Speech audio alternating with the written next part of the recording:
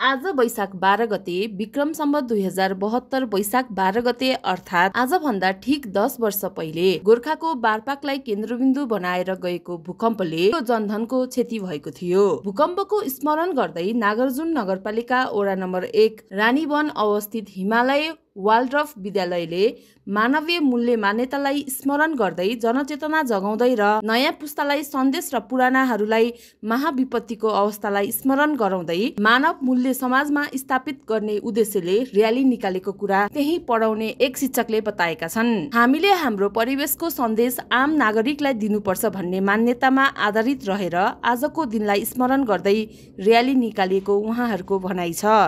नैतिक मूल्य र मान्यता तथा दायित्व सिकाउने संस्थाहरू भनेको मूलतः व्यक्ति स्वयं र उसको परिवार, समाज, शैक्षिक संस्थाहरू तथा सान्दर्भिक संस्थाहरू हुन्। समाजमा यस्ता संस्थाहरूको भूमिका अझ गहन र जिम्मेवार हुनुपर्दछ भन्ने उहाँहरूको भनाइ छ।